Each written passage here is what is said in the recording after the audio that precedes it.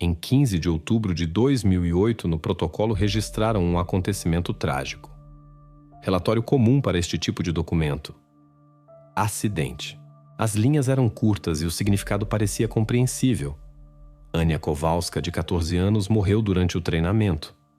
Causa: queda da torre, impacto da cabeça na plataforma, tentativas de reanimação.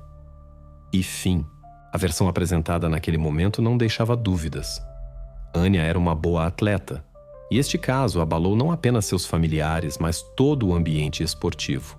Nos primeiros dias, quando o luto era recente, o treinador Jacek Novak, sobre cujos ombros recaiu a responsabilidade pelo acontecimento, prestou depoimento. Segundo suas palavras, tudo aconteceu rapidamente. Ela escorregou, bateu a cabeça e caiu na água. Ele, como verdadeiro profissional, a retirou e tentou trazê-la de volta à vida. A história parecia honesta, trágica, mas bastante comum. O treinador essencialmente tornou-se herói desta situação. Mas logo, quando terminou a investigação médico-legal, a versão apresentada pelo treinador ficou sob suspeita. Além da lesão na cabeça, no corpo de Ania foram descobertos hematomas estranhos nos antebraços. Isso imediatamente interessou os especialistas. Os hematomas, sua forma e localização pareciam marcas de um aperto forte. Tais danos não poderiam ter surgido de uma queda de altura. Isso era claramente algo diferente. O treinador afirmava que tudo aconteceu por acidente e seu depoimento soava convincente. Mas a perícia colocava em dúvida tudo o que ele disse. As marcas nos antebraços claramente não eram o que se poderia esperar de uma queda comum. Algo maior estava oculto por trás deste caso. A investigação, que começou como verificação comum de acidente, logo tomou um rumo completamente diferente. Aqueles dados, que pareciam apenas fatos adicionais, começaram a formar um quadro completamente diferente, no qual a versão do treinador e o que realmente aconteceu divergiam fortemente. Ania Kowalska não era apenas uma das atletas da equipe polonesa de saltos ornamentais. Ela era símbolo de sucesso, esperança e ambições de sua geração. Suas conquistas nas competições, vitórias nos campeonatos nacionais, tudo isso dava base para acreditar que ela estava no caminho para grandes alturas. Membro da equipe juvenil da Polônia, possuidora de medalhas de ouro em vários torneios importantes, sua carreira apenas começava, mas já brilhava intensamente. Ania era o rosto do esporte, ao qual todos aspiravam. Imagem da atleta ideal, pronta para se tornar campeã. Ela era exemplo para os jovens, inspirava e mostrava que o sucesso no esporte era possível, se fossem feitos esforços. Tudo isso não poderia ter se tornado realidade sem seu treinador Jacek Novak. Quando falavam dele, imediatamente surgia um termo: rigidez. Ele era uma pessoa que exigia de seus pupilos não apenas disciplina, mas total dedicação. Áspero, intransigente, exigente. Ele não poupava ninguém, e apenas aqueles que suportavam sua metodologia se tornavam verdadeiros atletas. Novak não era exemplo de suavidade, ao contrário, tornou-se personificação de padrões severos. Sua própria carreira como atleta foi interrompida por lesão e, possivelmente, exatamente isso se tornou catalisador de sua abordagem aos treinamentos. Ambições não realizadas, desejo de levar cada um ao limite, estar entre os melhores, tudo isso ele transferia para seus alunos. No final das contas, seu sistema funcionava. Sob sua liderança apareciam campeãs e campeões que conquistavam medalhas nos maiores torneios. Para Novak, o principal não era quantos esforços o atleta investiu nos treinamentos, mas o quanto ele estava pronto a passar por tudo para alcançar seu objetivo. Campeões não nascem em condições de conforto, considerava ele. As exigências aos pupilos eram colossais, mas o resultado justificava os métodos duros. Esta abordagem dava frutos, e seus alunos se tornavam estrelas. Quanto a Ania, seu sucesso estava inseparavelmente ligado ao treinador. Eles formavam quase uma simbiose perfeita. Ela, o talento, ele, aquele que este talento revelou e desenvolveu. Nos materiais do caso, podia-se encontrar a característica de Jacek Novak, do comitê esportivo. O treinador Novak exigia total dedicação. Disciplina era a base de seu sistema. Para ele, disciplina não era apenas uma palavra. Era aquela fundação sobre a qual se construía toda a sua metodologia.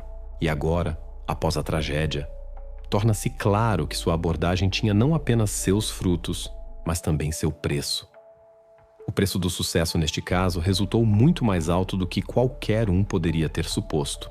O que parecia quadro perfeito para o público, na realidade escondia trevas por baixo. Ser pupilo de Novak significava viver pelas suas regras, duras e às vezes assustadoras. Mas como se descobriu, tudo isso era apenas a ponta do iceberg.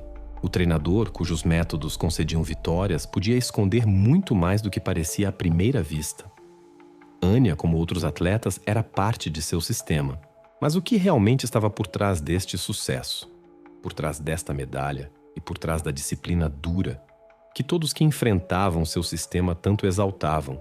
E agora, quando toda aquela história gradualmente começa a se desenrolar, vem à superfície detalhes que fazem olhar para tudo isso sob ângulo completamente novo. 15 de outubro de 2008. Piscina Olímpia. Este lugar, onde ao longo de muitos anos aconteciam treinamentos dos melhores atletas do país de saltos ornamentais. Nesta noite aqui, tudo parecia comum, mas depois este lugar se tornaria cenário de tragédia, que forçaria a reconsiderar todo o quadro do que aconteceu. 18h30. Anya Kowalska, 14 anos, uma das estrelas mais brilhantes da equipe, preparava-se para seu próximo salto. Nos treinamentos sempre se distinguia pela concentração e alta técnica. Neste dia executava exercício complexo.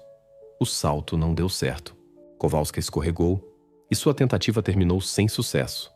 Eram treinamentos padrão, onde todos os atletas periodicamente enfrentavam tais insucessos. Ela, como muitos outros, enfrentava dificuldades, mas sempre saía delas com honra. Mas desta vez, tudo foi diferente. Este momento tornou-se o último em sua vida. 18h45. O treinamento chegou ao fim. Toda a equipe, exceto Anya, deixou a sala de treinamento e dirigiu-se aos vestiários. A atmosfera ao redor começou a se acalmar. Nada, aparentemente, prenunciava desgraça. Todos seguiam seus afazeres. E mesmo após o salto mal sucedido, Anya, como sempre, não mostrava sinais de que precisava de algo além de apenas um pouco de tempo para a recuperação. Mas aqui aparece o primeiro desvio do quadro normal. 18h55. Jacek Novak, treinador da equipe, telefonou para o serviço de salvamento. Aquele mesmo momento que todos conhecemos como culminação, chamada de emergência, que ecoou nas mentes das pessoas como sinal de desgraça. Mas o que aconteceu no intervalo entre 18h45 e 18h55? Por que todo este intervalo de tempo permanece nebuloso? Por que este intervalo se mostrou tão importante? Aqui começa o mais importante na investigação. O intervalo de tempo entre 18h45 e 18h55. Instante que obscureceu tudo o que acontecia. Importante é que neste tempo na piscina não havia ninguém, exceto o treinador Novak e a própria Anya. Isto se tornou o momento-chave, que deu possibilidade ao inquérito de duvidar da versão oficial dos acontecimentos. No registro de visitas da piscina não constavam outras pessoas na zona das torres. Todos os outros atletas e pessoal deixaram esta parte do complexo. Neste intervalo de tempo, o treinador e sua pupila eram os únicos no recinto. O que aconteceu nestes 10 minutos? Durante este tempo, enquanto todo o resto do pessoal estava nos vestiários, o que exatamente acontecia junto à piscina? Por que após tanto tempo o treinador telefonou para o serviço de salvamento? A polícia não podia deixar isso sem atenção. 10 minutos foram suficientes para que algo mudasse. O que exatamente? Enquanto todos ao redor estavam no vestiário e não havia ninguém mais na piscina. O tempo foi elemento-chave na investigação. Cada segundo, cada minuto nesta cronologia tinha significado. Os investigadores obtiveram certeza de que este momento exigia atenção. E agora, quando tudo parece esclarecido, as perguntas começam a surgir com nova força. Por que apenas eles estavam lá? Como podia ter acontecido que 10 minutos bastaram para que a situação tomasse tal rumo? 17 de outubro de 2008, na promotoria da cidade polonesa, onde aconteceu a tragédia, chega relatório completo da perícia médico-legal. Este é o momento quando o caso toma rumo completamente diferente. O que primeiro parecia tragédia acidental, agora ganha novos tons alarmantes. Toda a versão oficial apresentada pelo treinador Novak começa a rachar pelas costuras. Aparece primeira conclusão científica concreta, que muda radicalmente o quadro. O caso é oficialmente requalificado. Nos primeiros dias da investigação, a versão sobre acidente soava convincente. O treinador Novak, que estava ao lado de Ania no momento do acontecimento, assegurava que ela escorregou e caiu da altura na água. Ele tentou salvá-la, mas já era tarde. Com isso, múltiplos testemunhos e depoimentos de outros atletas coincidiam. Mas assim que chegaram os resultados da perícia, a situação mudou. A conclusão completa da perícia médico-legal coloca tudo em seus lugares. Primeiro, a conclusão sobre a lesão na cabeça. O impacto atingiu a parte occipital. Isto é importante, porque se acreditarmos na versão do treinador, então Ania deveria ter caído de cara para baixo. Queda da torre sempre acontece naquela direção, e pela descrição, a lesão na cabeça deveria ter sido na parte frontal. Mas o que mostrou a perícia? O impacto atingiu estritamente o occipício. Isto significa que a pessoa estava ou em outra posição, ou foi submetida à ação antes de cair. E ainda uma conclusão extremamente importante. Nos pulmões da falecida foram encontrados vestígios mínimos de água. Isto já exclui afogamento como causa principal. Se ela realmente tivesse caído na água da torre e se afogado, então o conteúdo de água em seus pulmões seria muito maior. O fato de que ela não se afogou e provavelmente estava morta antes de estar na água, agora parece óbvio. Esta é séria contradição com o que dizia o treinador. Tudo isto leva a conclusões muito mais terríveis. A morte não aconteceu no momento da queda. Ela aconteceu antes de estar na água. O especialista, em sua conclusão, confirma: a morte da vítima aconteceu antes de chegar à água. Isto não é apenas erro, não é acaso. Esta é mentira direta da parte da testemunha. Os dados científicos coletados durante a investigação tornam impossíveis as afirmações do treinador. Tudo o que ele contou não podia ser verdade. Agora, a versão pronunciada por Novak sobre acidente que se tornou tragédia devido à queda mal-sucedida perde toda a lógica. Se a morte aconteceu antes da imersão na água, significa que algo aconteceu antes de Ania estar na água, e algo se tornou causa disso. Isto não é de modo algum erro do treinador, e possivelmente tentativa de ocultar a verdade. Com cada novo fato, com cada prova, a investigação cada vez mais se afasta da versão inicial. E agora, quando os fatos dizem uma coisa e o depoimento do treinador contradiz todas as leis da física e biologia, os investigadores começam a entender que o caso toma rumo completamente diferente. Quando os investigadores começaram a estudar aprofundadamente os detalhes do caso, eles focalizaram em um momento-chave: o intervalo de tempo das 18 horas e 45 minutos até as 18 horas e 55 minutos. Este foi o período quando todos os outros atletas deixaram a piscina e se dirigiram ao vestiário, deixando o treinador Jacek Novak e Ania Kowalska a sós. Exatamente neste intervalo de tempo aconteceram os eventos que levaram à tragédia.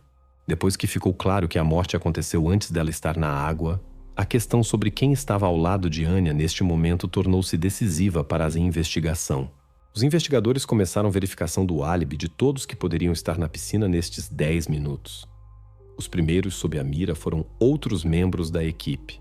Todos eles, sem exceção, confirmaram que no momento das 18 horas e 45 minutos até as 18 horas e 55 minutos, estavam no chuveiro e vestiário. Os depoimentos de 7 atletas foram inequívocos e concordantes entre si. Logo, confirmação a estas palavras veio também do pessoal técnico da piscina, assim como através de gravações das câmeras de vigilância, que registravam quem exatamente estava nas diferentes partes da piscina. Todos estes fatos excluíram o envolvimento de outros atletas ou pessoal. Cada um deles tinha álibi de ferro, que não deixava lugar para dúvidas. Os próximos passos do inquérito tocaram os pais de Ania Kowalska. A polícia verificou seu álibi, usando dados dos operadores móveis. Esta foi procedimento padrão, que confirmou que no período entre 18 horas e 45 minutos e 18 horas e 55 minutos, eles não estavam perto da piscina. Neste tempo, eles estavam longe do complexo esportivo, e seus deslocamentos completamente coincidiam com a informação fornecida pelos operadores de comunicação. Assim, eles também foram excluídos da lista de possíveis suspeitos. Neste momento, quando todos os possíveis suspeitos foram excluídos, o inquérito chegou à conclusão lógica e inevitável. Jacek Nowak, única pessoa que podia estar ao lado de Ania neste intervalo crítico de tempo. Ele era o único cujo álibi no momento da morte não se confirmou. Nos protocolos da investigação logo apareceu o registro-chave: Jacek Nowak. Única pessoa cujo álibi no momento da morte da vítima está ausente. Esta mudança no status não foi apenas formalidade. A partir deste momento, o treinador deixou de ser apenas testemunha da tragédia e tornou-se principal suspeito. Todas as provas coletadas pelo inquérito apontavam apenas para ele. A posição do treinador, que era a pessoa próxima para todos os atletas e agora se encontrou no centro da investigação, tornou esta situação ainda mais alarmante e confusa. Quando o status de Jacek Nowak mudou de testemunha para principal suspeito, o inquérito não podia parar. Todas as pistas agora apontavam para ele, mas a questão permanecia. Conseguiriam provar sua culpa? A investigação continuou e os investigadores estavam prontos para o fato de que agora lhes cabia trabalhar com um quadro completamente novo do crime. Depois que os investigadores terminaram com a análise dos depoimentos de todos os adultos e verificaram seus álibis, eles se voltaram para a testemunha-chave do grupo de Ania Kowalska. Afinal, exatamente eles, atletas, estavam ao lado dela nos últimos minutos de sua vida. Mas o que os investigadores esperavam ouvir resultou apenas máscara, ocultando quadro muito mais alarmante. Os investigadores começaram interrogatórios dos atletas, e a maioria deles, como esperado, repetiam frases padrão decoradas na sala de treinamento. Eles falavam sobre treinador rigoroso, mas justo, sobre como era difícil para eles nos treinamentos, mas sempre estava claro que isso se fazia pelos altos resultados. Para a maioria deles, a versão do treinador sobre acidente era verdade, e eles não viam razões para duvidar de suas palavras. Entretanto, entre eles havia uma, cujo comportamento se destacava drasticamente no fundo dos demais. Magda, 15 anos, melhor amiga de Ania, desde o início começou a se comportar estranhamente. Ela se recusou a responder perguntas, o que não podia deixar de alarmar os investigadores. Todos tentavam convencê-la a falar, mas cada pergunta sobre o dia da tragédia e sobre o treinador causava nela ataques de medo-pânico. Ela chorava, recusava-se a olhar nos olhos dos interrogadores. Seu corpo se contraía convulsivamente a cada nova tentativa de saber detalhes. Em seus olhos lia-se não apenas horror, mas algum medo profundo, reprimido. Quando os interrogatórios continuaram, o psicólogo que foi designado para apoio notou que o comportamento de Magda não era simples manifestação de luto. Ele registrou nela sinais de estresse agudo. A garota claramente vivenciava algo maior que apenas perda.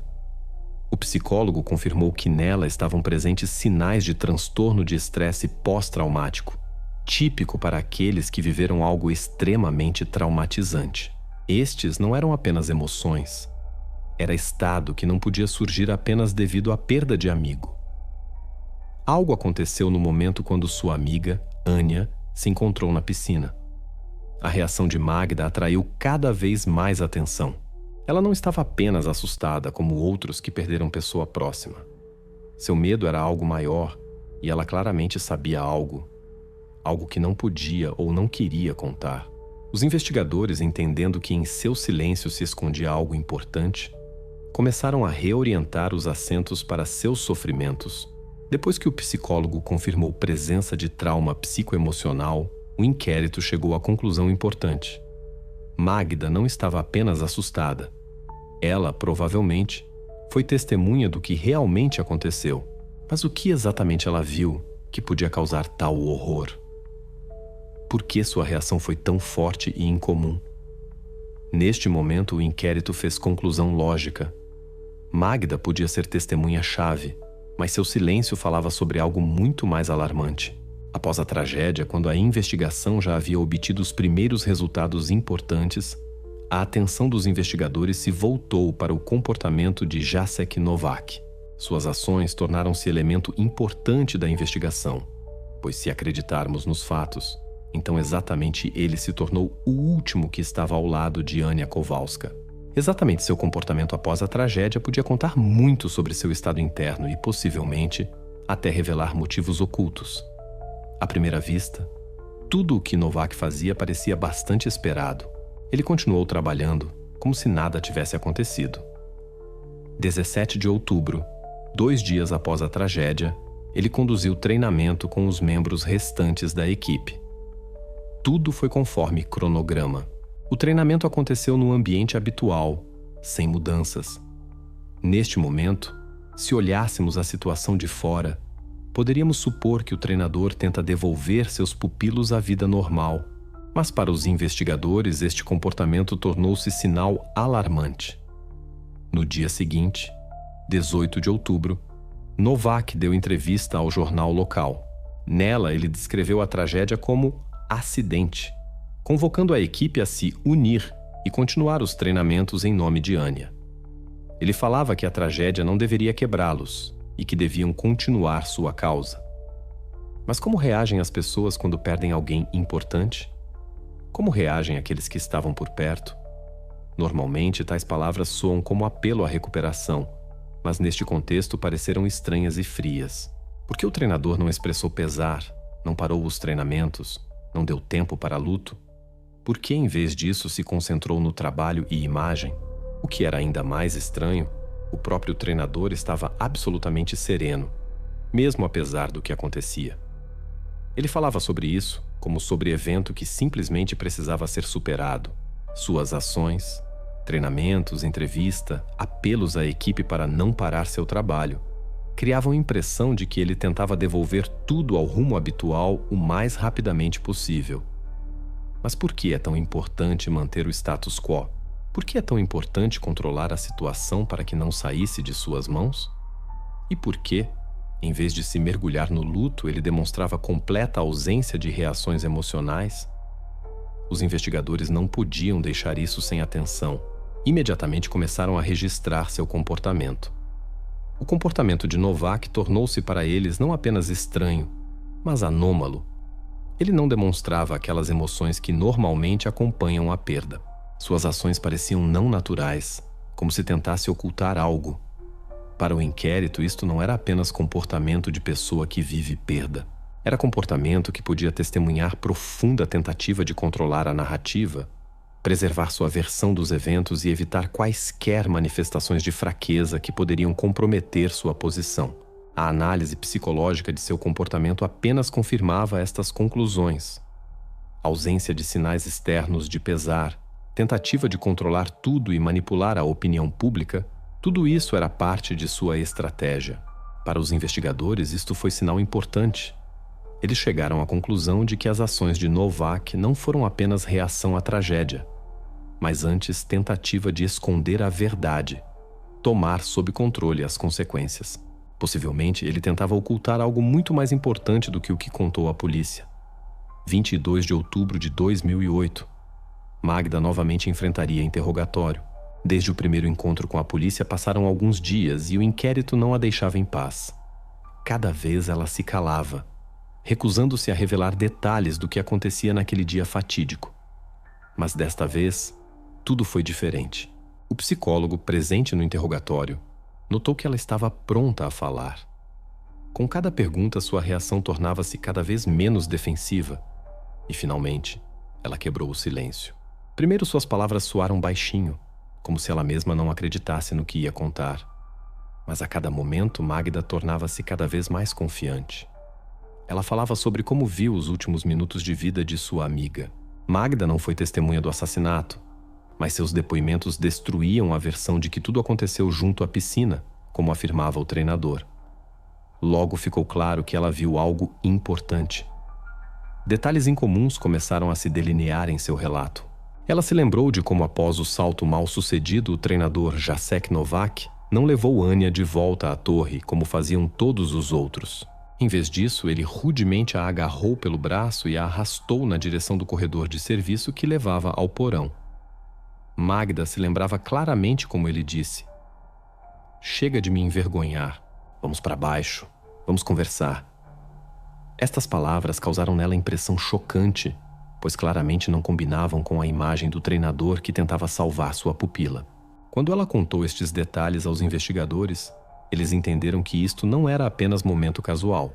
Novak, segundo as palavras de Magda, levou Anya não para lugar claro e aberto, mas para recinto fechado, isolado, para o porão, onde não havia acesso e onde ninguém podia ver o que acontecia. Esta descoberta mudou radicalmente o quadro do que acontecia. Apareceu nova localização, na qual podiam ter acontecido os eventos que mudaram a vida de Anya para sempre. Lugar que estava oculto de olhos estranhos. Sala seca. Este era lugar perfeito para conduzir conversa oculta, ou possivelmente fazer algo mais terrível. Os investigadores, baseando-se nos depoimentos de Magda, começaram a pesquisar a planta do edifício da piscina Olímpia. O percurso que ela descreveu levava diretamente ao porão. Na planta havia apenas um caminho que convergia em um recinto. Sala Treningo Suchego, ou mais simplesmente, Sala Seca. Nela não havia câmeras de vigilância e estava localizada em parte isolada do edifício, onde se podia esconder de olhos estranhos. A partir deste momento, tornou-se óbvio que este lugar podia se tornar verdadeiro epicentro da tragédia. Os investigadores imediatamente tomaram decisão: realizar busca imediata na Sala Seca. Este passo foi vitalmente importante para encontrar quaisquer provas que pudessem confirmar as palavras de Magda. O que ela descreveu não deixava dúvidas. Era lugar onde se escondiam as respostas mais importantes. A compreensão de que exatamente aqui podia ter acontecido algo abria perspectivas completamente novas para a investigação. Agora a questão não era no que aconteceu junto à piscina, mas o que realmente acontecia naquele porão para onde o treinador se dirigiu com Anya. Depois que os depoimentos de Magda levaram a investigação para novo rumo, a atenção dos investigadores se concentrou naquele mesmo porão para o qual o treinador levou sua pupila. Este recinto, até aquele momento não notado em conexão com a tragédia, agora se tornou objeto central da investigação. Os especialistas sabiam que exatamente aqui, na Sala Seca, se escondiam as respostas que poderiam conectar todos os fatos dispersos em uma cadeia convincente. O grupo de criminalistas procedeu à busca na Sala Seca. Este recinto não foi examinado anteriormente, já que na versão inicial do inquérito não figurava. Mas agora tudo era diferente. O espaço foi cuidadosamente examinado usando os métodos mais avançados. Luminol, microscopia e outros instrumentos revelaram vestígios que podiam ser invisíveis ao olho de pessoa comum, mas para os especialistas falavam muito. A primeira descoberta foi inesperada. Na base da escada sueca, em uma das seções mais inacessíveis, foi descoberta fibra azul microscópica. Ela não atraiu atenção imediatamente, mas os criminalistas rapidamente entenderam sua importância. Isto não era apenas lixo, era vestígio que podia ligar o treinador ao local do acontecimento. A fibra resultou ser têxtil e sua estrutura causou suspeitas nos especialistas. Mas a descoberta mais importante foi feita com a ajuda do luminol. Quando a substância atingiu determinada parte da parede, dos tapetes que cobriam o chão começaram a aparecer vestígios quase imperceptíveis. Estes vestígios estavam lavados, mas por seu caráter claramente indicavam origem biológica. Isto não podia ser acaso. O momento importante consistia em que os vestígios se encontravam no lugar onde o treinador levou sua pupila. A compreensão de que isto era sangue tornou-se momento-chave para o inquérito. Toda a equipe de criminalistas entendeu que encontraram não apenas vestígio insignificante. Estas descobertas podiam se tornar base para a prova da culpa. As amostras foram imediatamente enviadas ao laboratório para análise mais profunda. Após alguns dias, os resultados da perícia confirmaram as piores suposições. A fibra encontrada junto à escada sueca coincidiu completamente com o tecido do agasalho esportivo de Jacek Nowak. Ele estava neste agasalho no dia da tragédia, e isto foi registrado nas câmeras. Esta foi confirmação importante de que ele, e não outra pessoa, esteve neste lugar. Mas a conclusão mais surpreendente veio do laboratório de DNA. A análise mostrou que o sangue encontrado naqueles mesmos vestígios pertencia a Ania Kowalska. Isto se tornou prova decisiva. A ligação entre o treinador, sua aluna e o local do acontecimento foi estabelecida. O lugar, sobre o qual ninguém pensou antes, agora se tornou prova principal no caso. Os investigadores não duvidavam mais. A tragédia não foi acaso. Local do crime. Sala seca. Tornou-se epicentro de tudo o que acontecia, e agora toda a cadeia de eventos se formava em quadro lógico. Depois que Magda quebrou o silêncio, o inquérito começou a trabalhar em nova direção. Os depoimentos da amiga de Ania revelaram momentos-chave que mudaram todo o quadro do acontecimento. Os investigadores perceberam que agora precisavam falar com outros ex-pupilos de Jacek Nowak. Estas crianças, que deixaram o esporte há tempo, agora estavam prontas a falar. Seu silêncio, como o de Magda, não foi casual. Os depoimentos destas pessoas abriram os olhos para o sistema que existia na Olímpia, sob liderança de Nowak. À medida que o inquérito se aprofundava nos interrogatórios, apareciam novos testemunhos.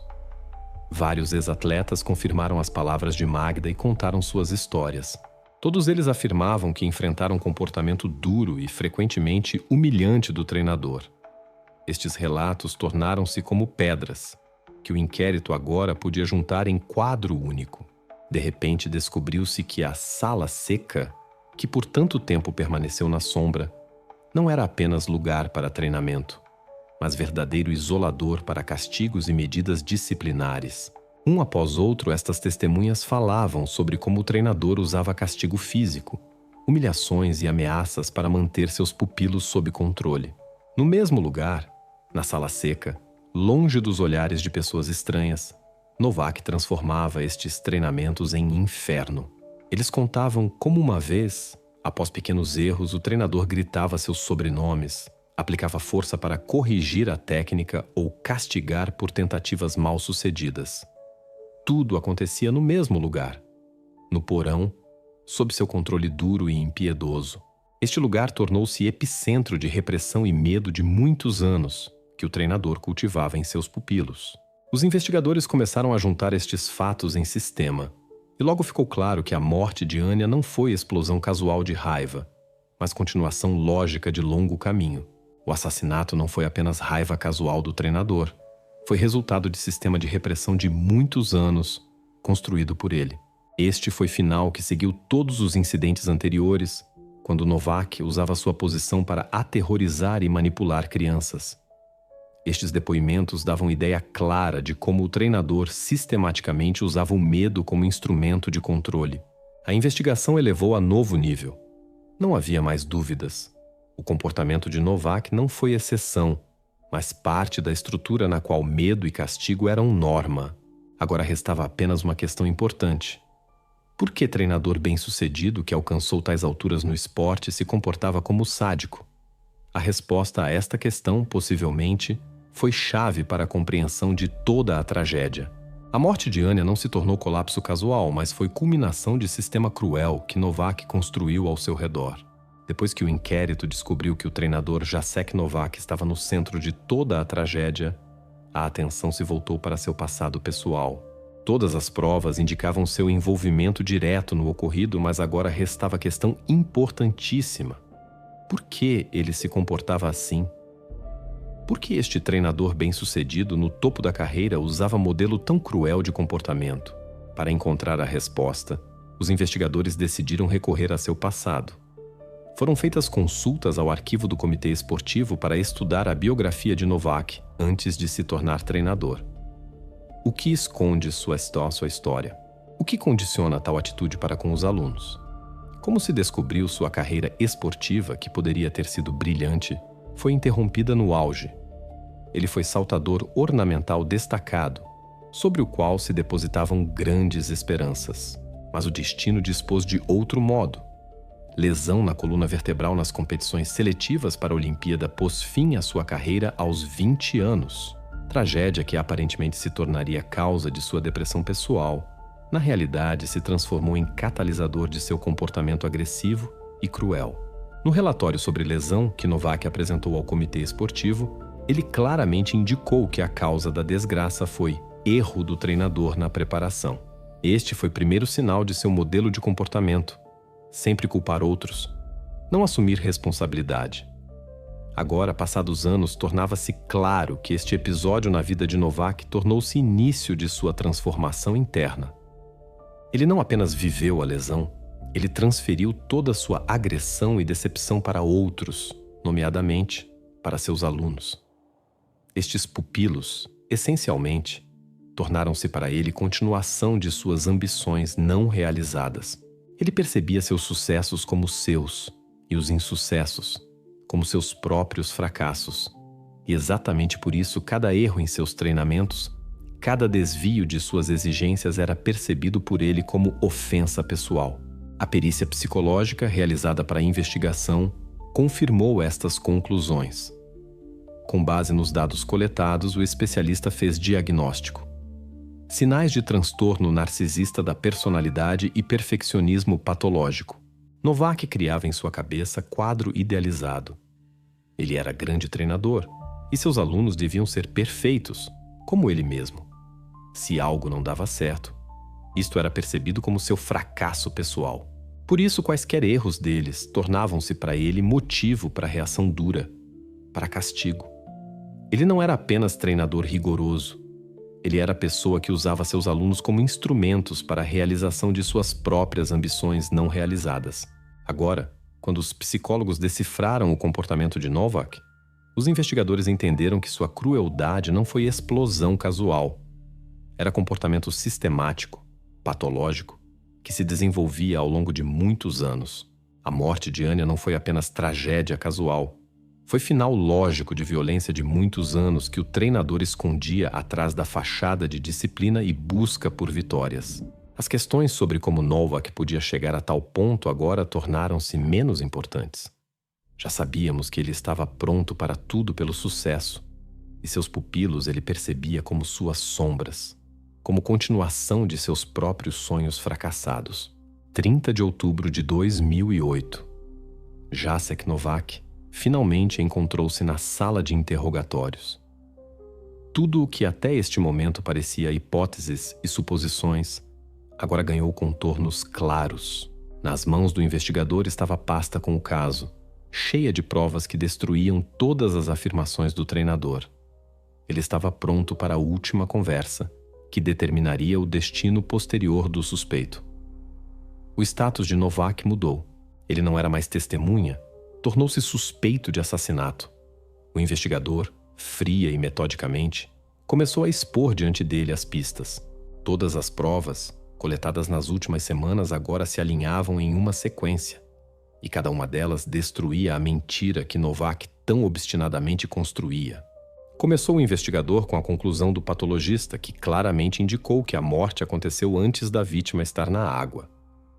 Morte antes de cair na água. Esta primeira declaração que tirou o chão debaixo dos pés de Novak.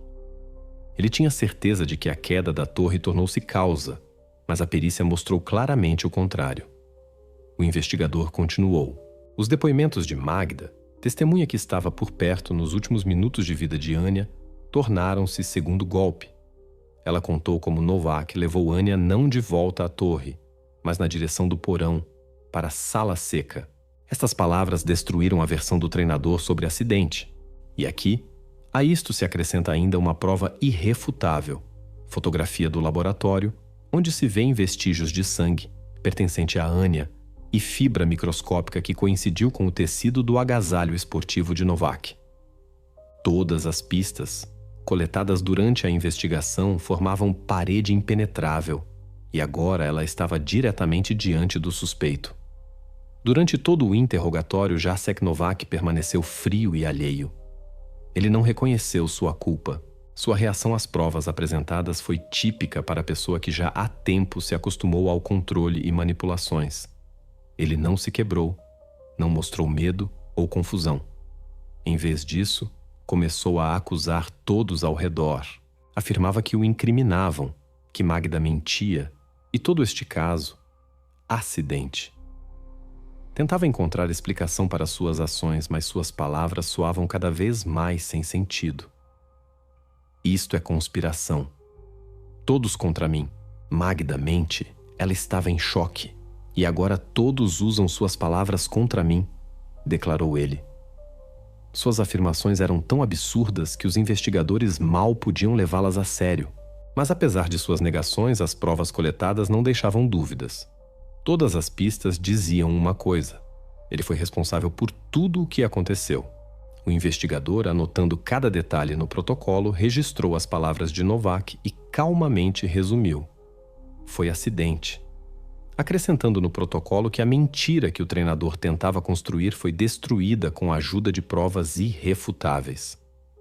Entendendo que reconhecimento da culpa não obteria, o inquérito mesmo assim tinha certeza.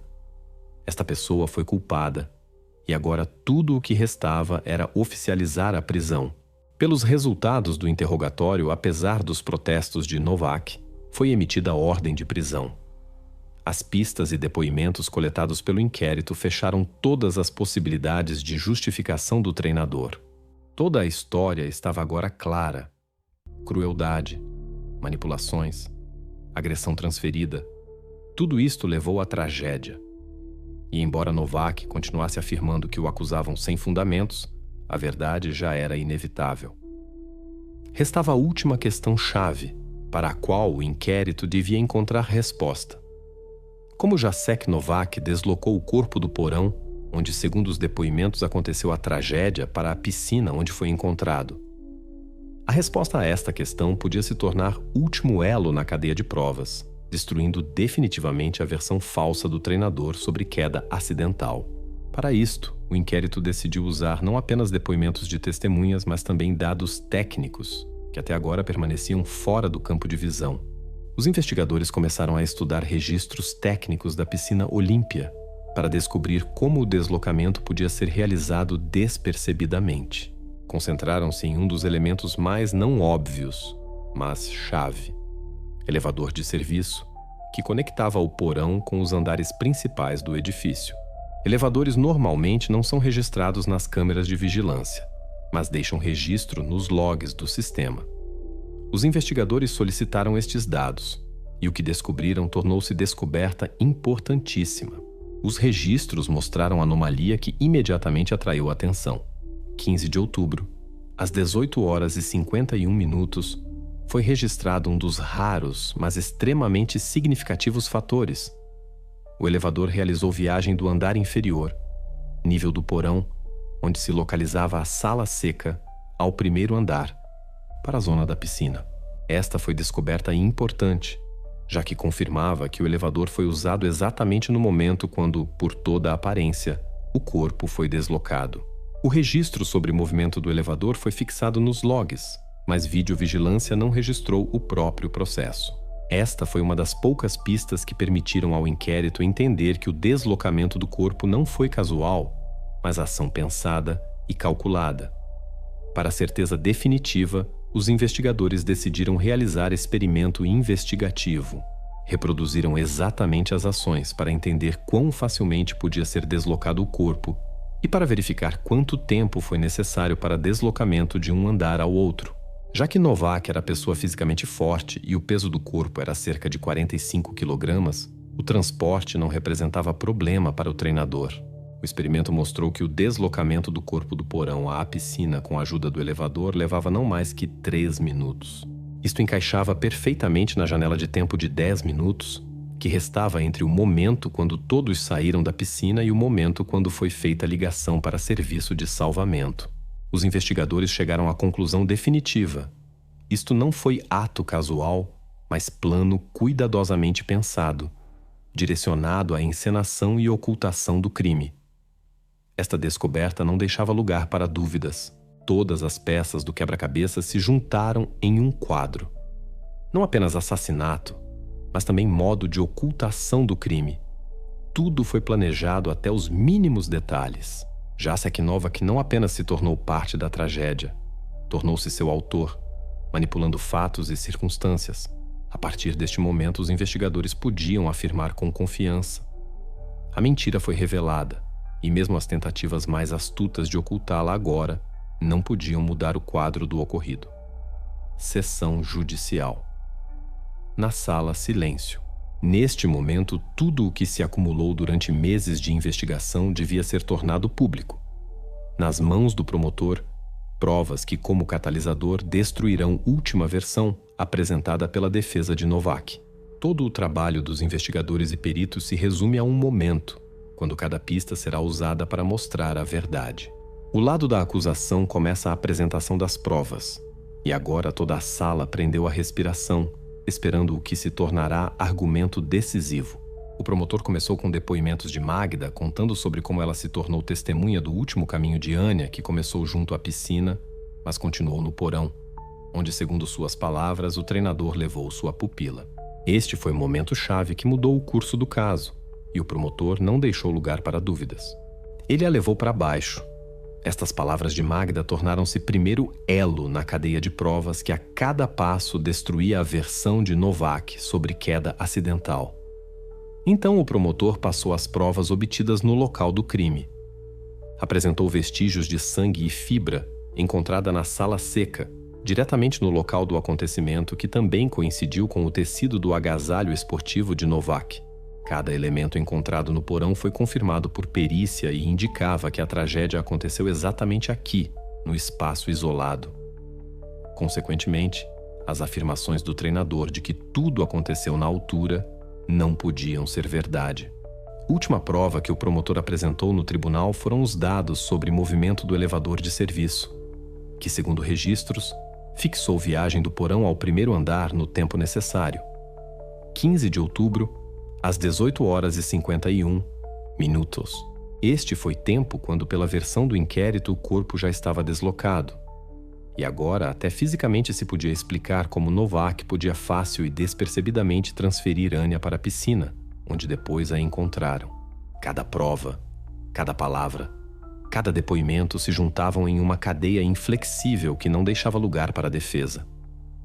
A versão sobre acidente, que Novak obstinadamente mantinha, foi completamente refutada.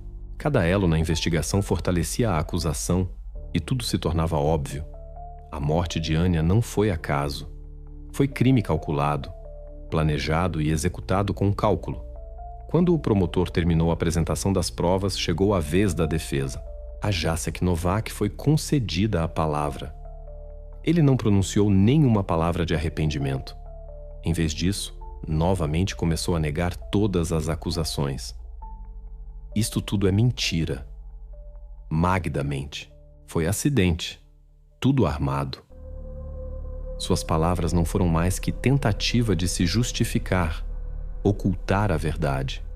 Continuou insistindo em sua versão dos eventos, apesar do fato de que todas as provas coletadas falavam do contrário.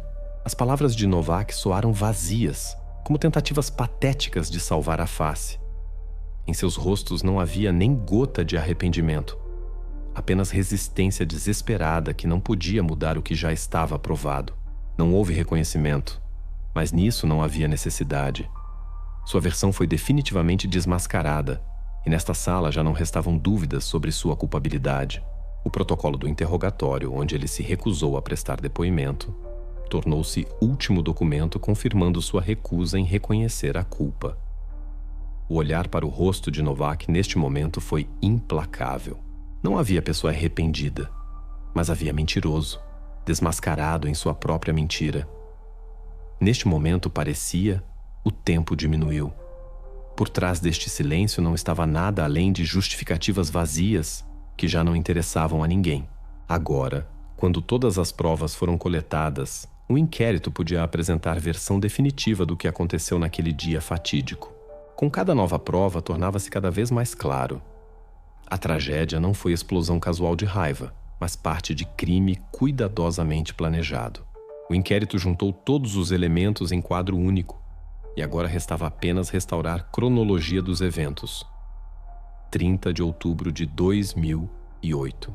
Jacek Nowak, após conflito com Anya, a levou para porão, para a sala seca, onde ninguém podia vê-los. Neste recinto isolado começou a última cena fatal. O conflito entre eles se inflamou rapidamente. Algo no comportamento de Anya tirou o treinador do sério, e no momento de raiva ele aplicou força. Empurrando-a, não conseguiu prevenir o que aconteceu depois.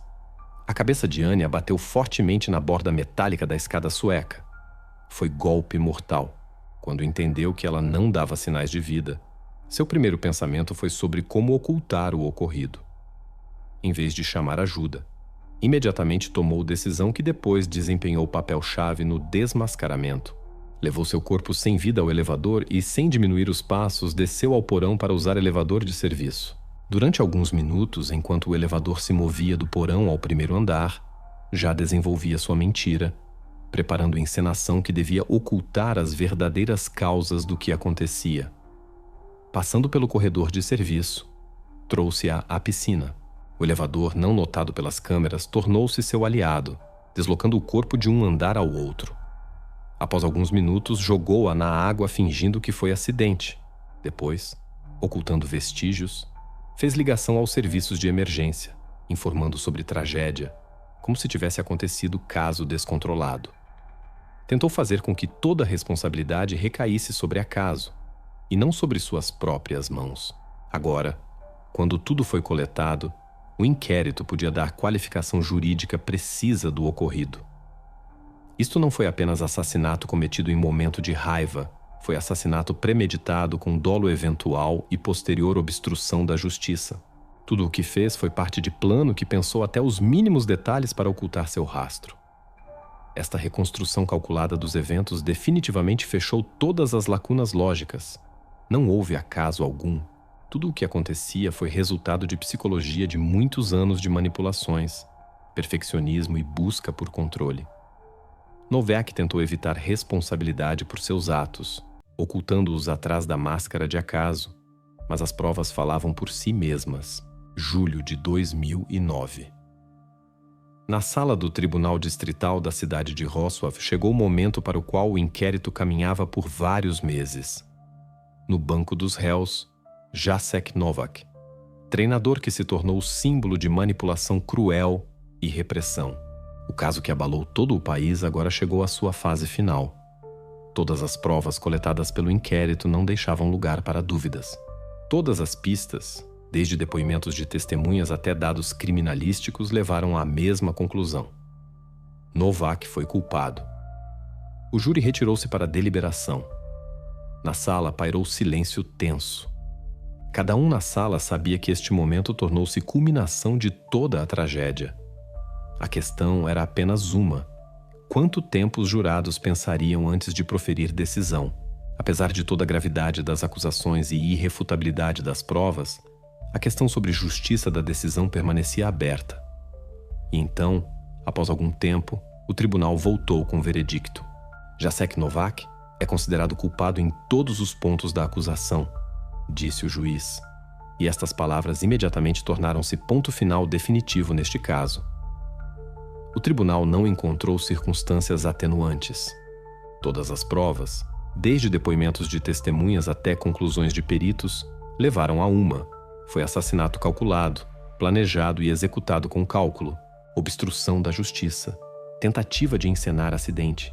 Tudo isto foram elos de uma cadeia, e agora esta carga pesada estava sobre o réu. Então o juiz pronunciou a sentença. Por assassinato de menor e obstrução da justiça, a Jacek Nowak é designada pena de 25 anos de privação de liberdade.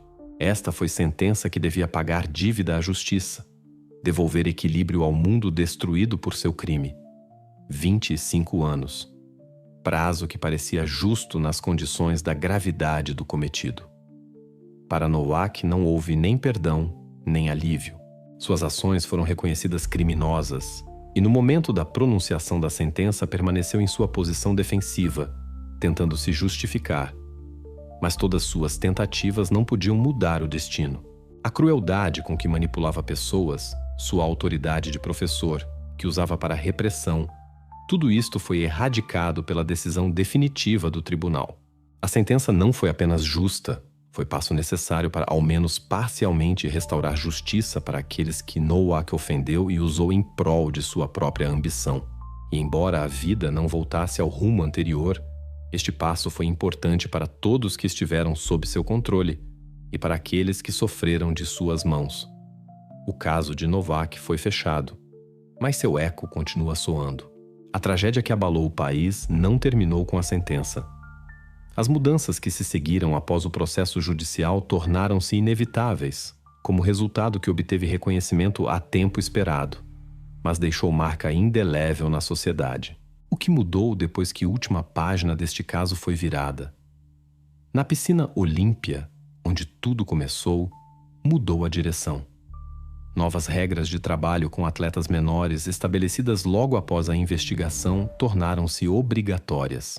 Agora, câmeras de videovigilância estão instaladas não apenas em zonas de uso comum, mas também em corredores de serviço, onde antes aconteciam eventos que permaneciam fora de controle. Estas mudanças tornaram-se reação àquele caso terrível e não podiam deixar de afetar cada um que alguma vez esteve ligado a este lugar. Magda, testemunha-chave, não conseguiu continuar praticando esporte. Medo e trauma que viveu tornaram-se insuportáveis para ela e deixou carreira esportiva para sempre. Este fato, claro, não podia deixar de deixar marca em toda a história.